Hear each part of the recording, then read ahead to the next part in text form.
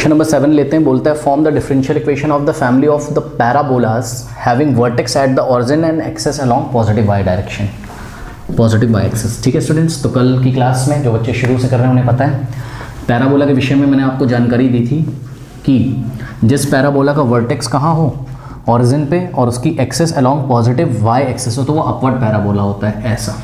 ठीक है ना, ये अपवर्ड पैराबोला, तो इसकी इक्वेशन क्या होती है?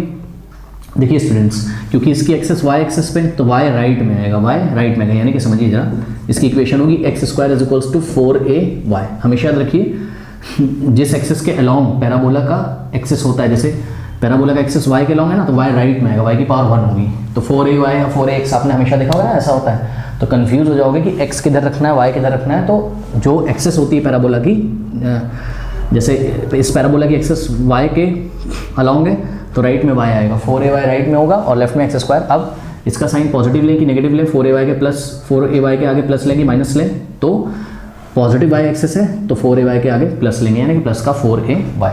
इसकी इक्वेशन है और इसका फोकस वाई एक्सेस पे पड़ा हुआ है। ठीक है ना, अब आपको इसके करस्पॉन्डिंग एक ऐसी डिफरेंशियल इक्वेशन निकालनी है जो फैमिली ऑफ पैराबोलास को, दुनिया के सभी पैराबोला को रिप्रेजेंट करे, जो पैराबोला, जिन पैराबोला के एक्सेस कहाँ है, पॉजिटिव वाई एक्सेस पे, और वर्टेक्स कहाँ है, एट द ओरिजिन है।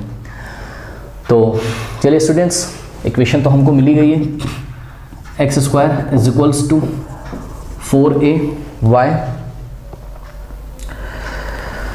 ठीक है स्टूडेंट्स, तो अब यहाँ पर आर्बिट्री कांस्टेंट एक है, a, तो यानी कि जो ऑर्डर आएगा डिफरेंशियल इक्वेशन का वो 1 ऑर्डर की डिफरेंशियल इक्वेशन आनी चाहिए। ठीक है, तो एक काम करता हूँ, पता है मैं क्या करता हूँ, देखिए इसको डिफरेंशिएट कर लें, चलो डिफरेंशिएट कर लेते हैं, कोई दिक्कत नहीं है। Differentiating with respect to X, X के रिस्पेक्ट में डिफरेंशिएट कर लीजिए, ये हो जाएगा 2x, और x का करोगे तो 1 आएगा, is equals to 4a into y का डिफरेंशिएशन क्या हो जाएगा, dy by D X, dy by D X का मतलब y डैश। ठीक है स्टूडेंट्स, अब ध्यान से चेक करिए जरा कि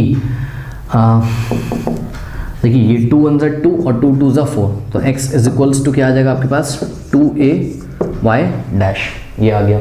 ठीक है, अब ध्यान से अगर आप देखें स्टूडेंट्स, तो अगर मैं बोथ साइड 2a से डिवाइड लगा दूं, देखिए 2a से मैंने इधर भी डिवाइड लगाया और 2a से मैंने इधर भी डिवाइड लगाया, ऐसा करने से क्या होगा, समझिएगा क्या होगा। ऐसा करने से ये 2a से 2a कैंसिल हो जाएगा और यहाँ पर आपको मिल जाएगा x upon 2a is equals to, यहाँ मिल जाएगा आपको y डैश।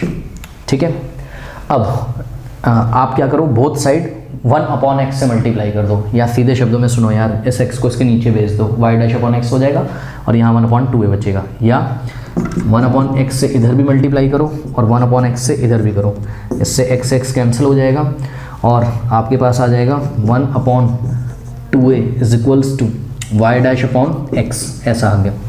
एक बार तो डेरिवेटिव निकाल चुके हो ना, अब डेरिवेटिव निकालना अलाउड नहीं है।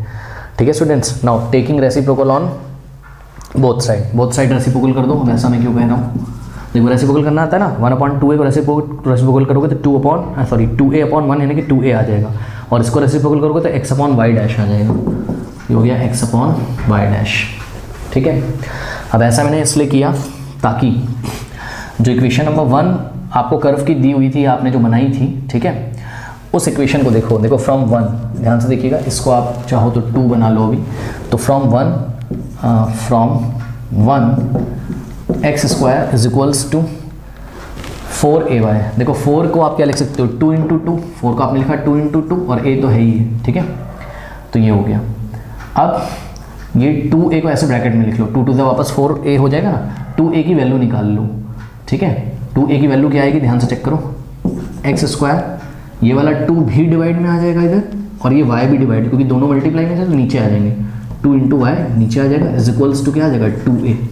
तो आपने देखा 2a, इसको आप थर्ड मान लो, तो थर्ड इक्वेशन से 2a की वैल्यू आ गई, एक्स स्क्वायर अपॉन 2y। इस तरीके से आपने क्या किया, आपने a को एलिमिनेट कर दिया। तो ये जो इक्वेशन नंबर 3 है, इसमें 2a की जगह आप क्या पुट कर सकते हो, एक्स स्क्वायर अपॉन 2y। ठीक है स्टूडेंट्स, तो putting this value of 2a in equation number 2, तो 2a की जगह हम क्या रखेंगे, एक्स स्क्वायर अपॉन 2y। ध्यान से चेक करिए, 2a की जगह X square upon 2y, X square upon 2y is equals to x upon Y dash, x upon Y dash. ठीक है स्टूडेंट्स, अब यदि आप चाहें तो इसको मैं यहाँ आगे सॉल्व कर दूँ, कोई प्रॉब्लम आप लोगों को? देखिए एक्स स्क्वायर को आप क्या लिख सकते हो,